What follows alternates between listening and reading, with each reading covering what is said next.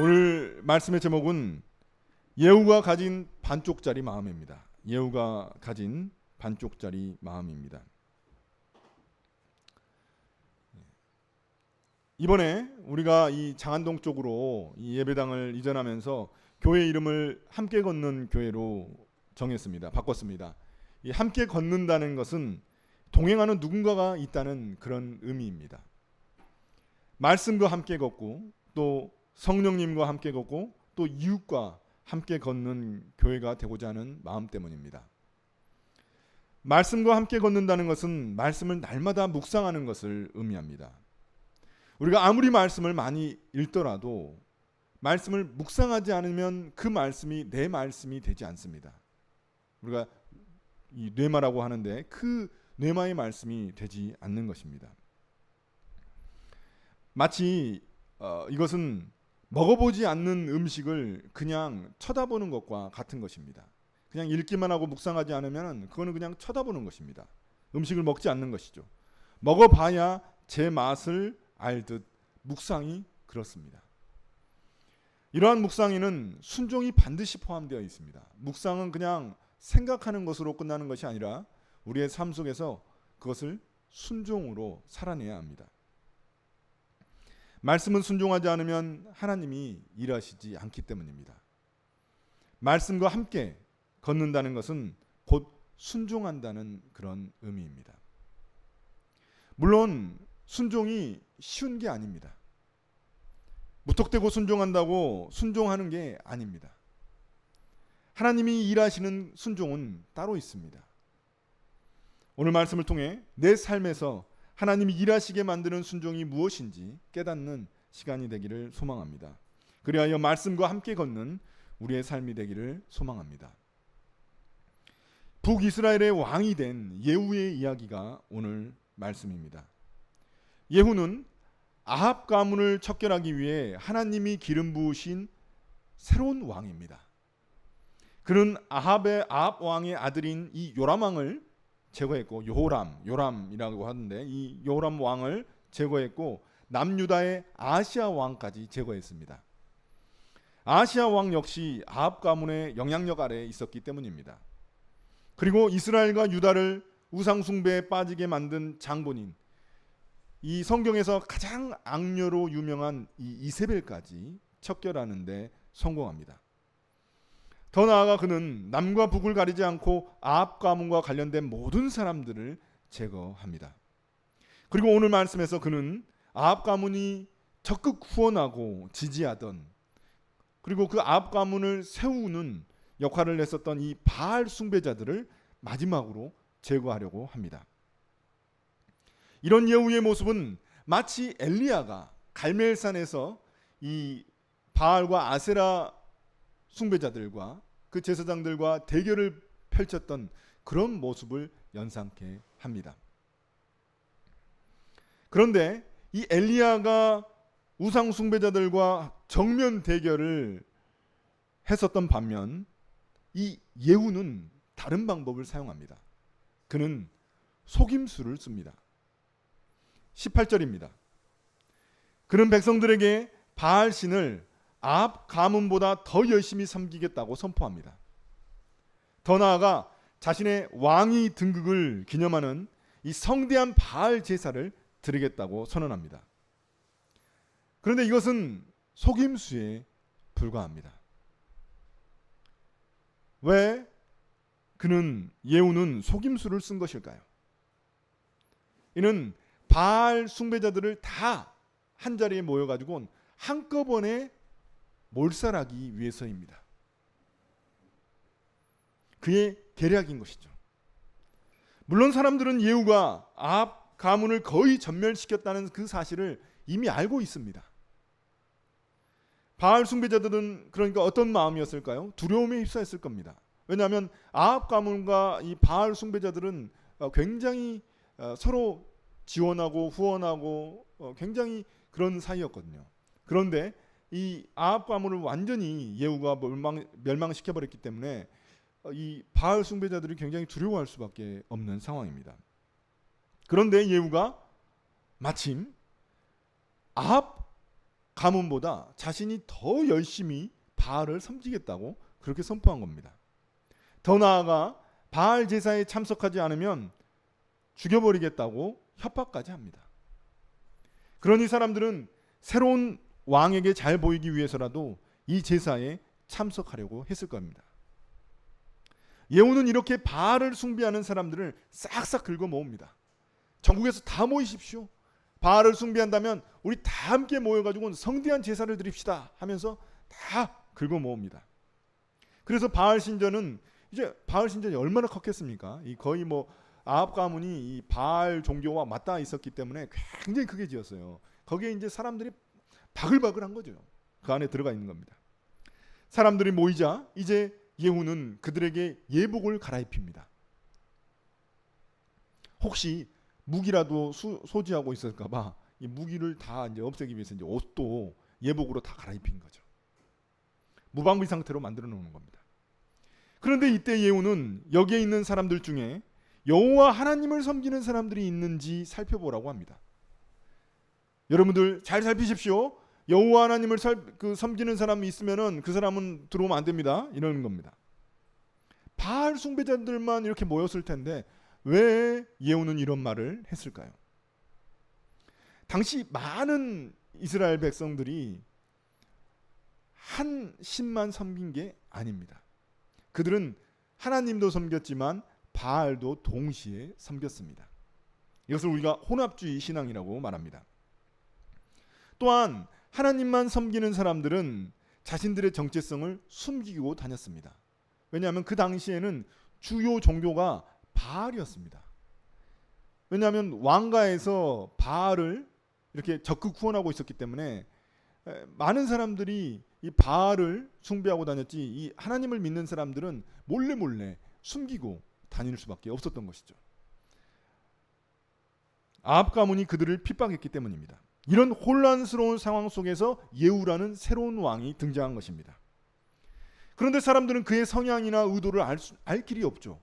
갑자기 왕이 됐기 때문에.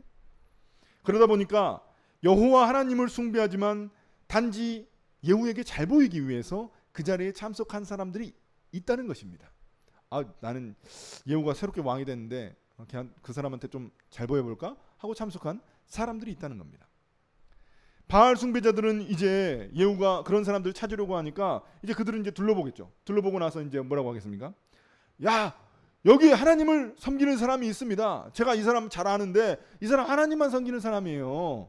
이렇게 고발하는 겁니다.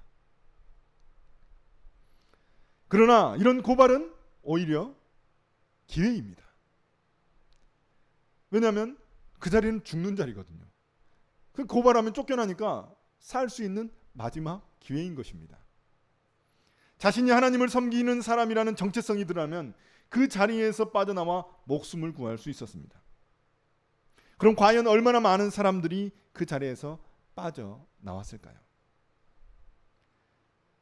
이런 바알과 하나님과의 관계를 돈 또는 성공과 하나님으로 치환할 수도 있습니다. 바알 자체가 이 풍요의 신이기 때문입니다. 그 당시 성공은 잘 먹고 잘 사는 겁니다. 풍요를 누리는 겁니다. 우리에게 과연 이런 상황이 일어난다면 어땠을까요? 우리는 어떤 선택을 할까요? 돈이나 성공을 걷어차고 하나님을 선택할 수 있을까요?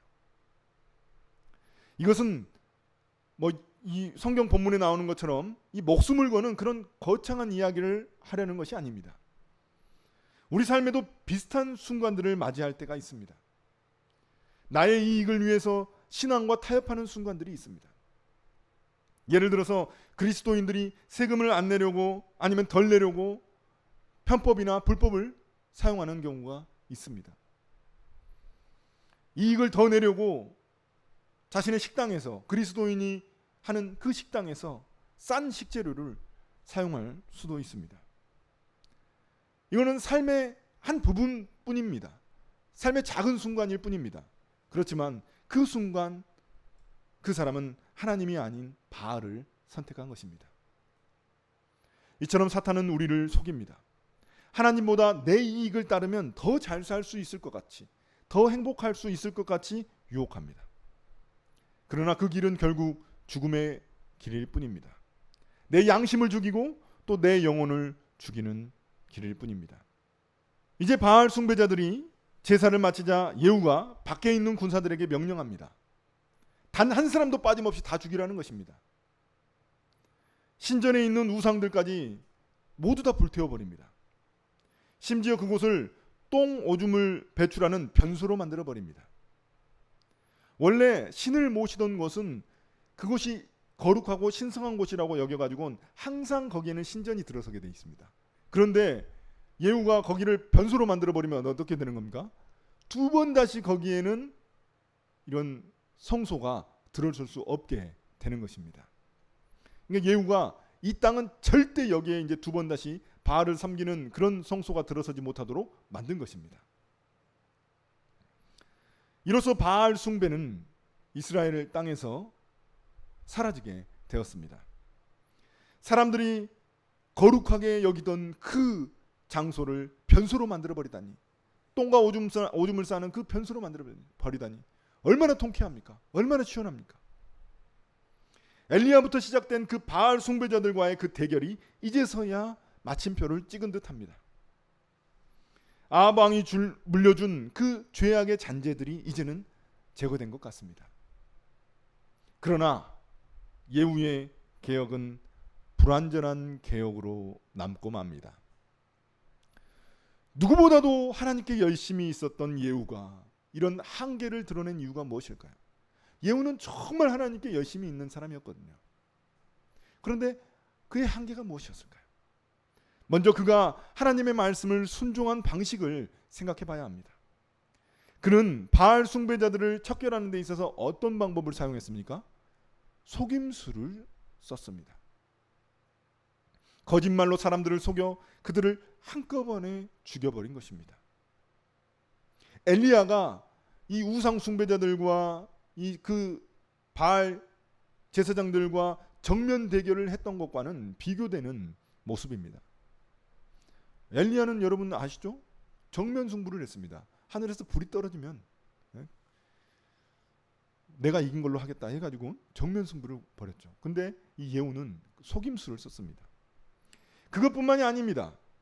여러분들이 앞에서 쭉 묵상을 하셨다면 아실 겁니다. 아합과 관련된 사람들을 죽이는 데 있어서, 척결하는 데 있어서 그는 너무나 잔인한 방법을 사용했습니다.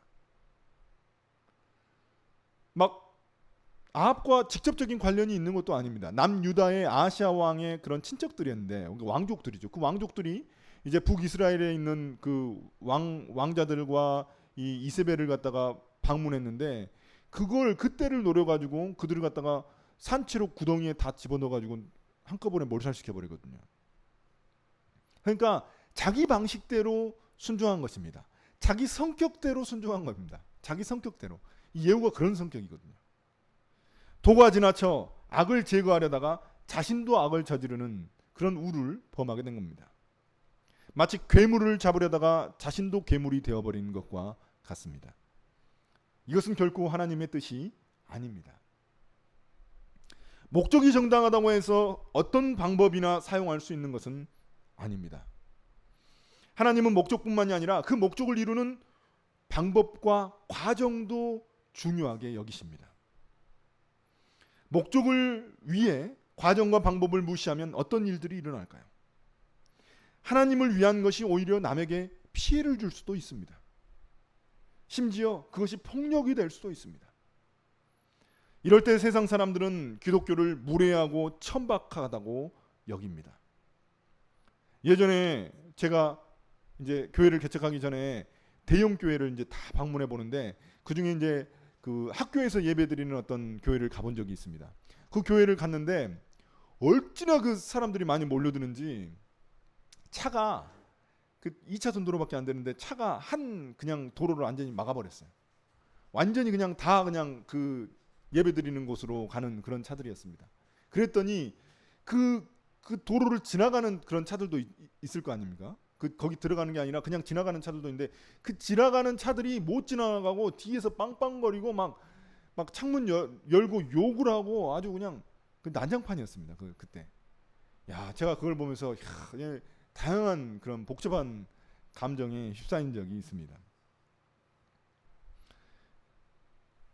뭐 그것뿐이겠습니까? 제가 아는 어떤 목사님들은 뭐 이제 예배 같은데 또 이런 뭐 자기가 강의하는데 이런데 가기 위해서 그 시간에 맞추기 위해서 신호 위반이나 속도 위반을 굉장히 아무것도 아닌 것처럼 그렇게 쉽게 합니다. 자기가 하나님의 말씀을 전하러 간다는 그런 목적 때문이죠. 아무리 목적이 옳을지라도 그것을 이루는 방법과 과정도 모두 옳아야 합니다. 하나님의 방법이어야 합니다. 그러나 예후가 한계를 드러낸 결정적인 장면은 따로 있습니다. 물론 그가 지금까지 사용한 그런 방법과 과정도 문제가 있었죠. 그러나 더 결정적인 장면은 따로 있습니다. 29절입니다. 예후는 솔로몬 이후 남과 북으로 갈라질 때 여로보암이 북이스라엘에 세운 금송아지 우상들을 제거하지 않았습니다. 우리가 그래서 이 북이스라엘 왕들의 이야기를 보면은 여로보암의 죄에서 벗어나지 못한 그런 왕들에 대한 평가가 쭉 나옵니다. 솔로몬 이후 갈라진 북이스라엘의 최초 왕이 여로보암입니다. 그가 왕이 되자 북이스라엘의 남쪽 끝 베델과 북쪽 끝인 단에 금송아지를 세웠습니다. 그 이유가 무엇일까요? 왜냐하면 그 당시에 그 이스라엘 사람들은 남유다에 있는 예루살렘 성전에서 예배드리는 것에 익숙해 있었습니다. 거기에 성전이 있잖아요. 성전이 솔로몬이 세운 성전이 있잖아요. 그래서 남과 북으로 갈라졌는데도 불구하고 사람들이 자꾸 남쪽으로 가는 겁니다. 그러니까 그것을 막기 위해서 그럼 나라가 어떻게 지탱되겠어요? 남유다로 계속 넘어가 버리면. 그래서 그것을 막기 위해서 이제 북이스라엘 양쪽 끝에다가 금송아지를 세운 겁니다. 그리고 그 금송아지를 뭐라고 이름을 붙인 겁니까? 여호와 하나님이라고 이름을 붙인 겁니다. 그게 하나님이라고 너희들 예루살렘 성전까지 갈 필요 없어. 여기서 예배드려 하면서 그렇게 금송아지를 세워놓은 것입니다. 그렇게 이 북이스라엘 백성들이 거의 100여 년 가까이 여로보암으로부터 100여 년 가까이 그렇게 이 금송아지를 섬겼습니다. 그런데 갑자기 예후가 금송아지를 없앤다고 하면 어떡할까요? 굉장히 불만이 차겠죠. 이게 뭐야? 왜 없애? 우리가 여호와 하나님을 섬기는데 왜 없애는 거야? 이해를 못 하겠죠. 그래서 그들이 이제 불만을 품고 다시 남쪽 유다 예루살렘 성전으로 갈지 모르는 일인 겁니다. 그러면 이제 나라가 붕괴될 수가 있는 것이죠. 그래서 예후는 두려워서 금송아지는 건드리지 않은 것입니다. 바알 숭배는 완전히 척결했는데 금송아지는 건드리지 않은 겁니다. 그러나 여러분 십계명을 아시지 않습니까? 십계명에서 하나님을 형상화하는 것 그 자체가 우상 숭배입니다. 아무리 하나님이라고 이름을 붙이더라도 그래서 하나님을 섬긴다고 스스로 여길지라도 하나님을 형상화하는 것 그 자체가 우상 숭배입니다. 광야에서도 이스라엘 백성들이 금송아지를 만들고 난 후 그 금송아지의 이름을 여호와 하나님, 우리를 이 이집트 땅에서 벗어나게 해준 구원해 주신 그 여호와 하나님, 그렇게 이름을 지은 적이 있습니다. 그때 하나님이 어떻게 하셨습니까? 엄청나게 분노하셔가지고 이스라엘 백성들을 심판하셨습니다. 징계하셨습니다. 그런데 그 똑같은 일을 여로보암이 했고 그것이 오랜 북이스라엘의 전통처럼 이어져 온 것입니다. 금송아지는 하나님이 아닙니다. 오래된 전통은 미화되기 쉽습니다. 우리가 전통이 오래되잖아요. 그러면 전통이 미화되기 쉽습니다. 그냥 전통이니까 이렇게 생각할 수 있습니다. 그러나 아무리 오래된 전통일지라도 아닌 것은 아닌 것입니다. 예후는 자신의 정치적 입지가 흔들릴까 두려워 이 금송아지만큼은 건드리지 않은 것입니다. 그의 개혁이 반쪽짜리로 전락하게 된 이유가 바로 여기에 있습니다. 예후는 열심히 있는 사람이었지만 이것만큼은 건드릴 자신이 없었던 것이죠. 예후의 마음이 이 반쪽짜리에 불과했음을 보여주는 말씀이 또 있습니다. 31절입니다. 그는 하나님의 말씀인 율법을 지키는 일에 마음을 다 기울이지 않았다고 말합니다. 그가 하나님의 말씀을 철저히 지키려고 했다면 어땠을까요? 율법에서 분명히 십계명에서 이야기하고 있죠. 그럼 금송아지를 없앴어야죠. 제거했어야죠. 그런데 그는 율법을 마음을 다해서 내 힘을 다해서 성품을 다해서 그 말씀을 지키려고는 하지 않았던 것입니다. 그의 마음이 반쪽짜리였기 때문에 바알 숭배를 척결하는 데 그치고 만 것입니다. 그는 우상 숭배의 뿌리는 뽑지 못하고 잎과 줄기만 제거한 셈입니다. 물론 예후의 개혁을 인정할 것은 인정해야 합니다. 그는 분명히 바알 숭배를 완전히 척결했습니다. 결코 쉬운 일이 아니죠. 굉장히 어려운 일이고 그 일은 인정받을 만한 일입니다. 그러나 반쪽짜리 개혁에 불과합니다. 금송아지를 제거하지 않았기 때문입니다. 어느 순간 하나님의 뜻과 자신의 정치적 욕심이 섞인 겁니다.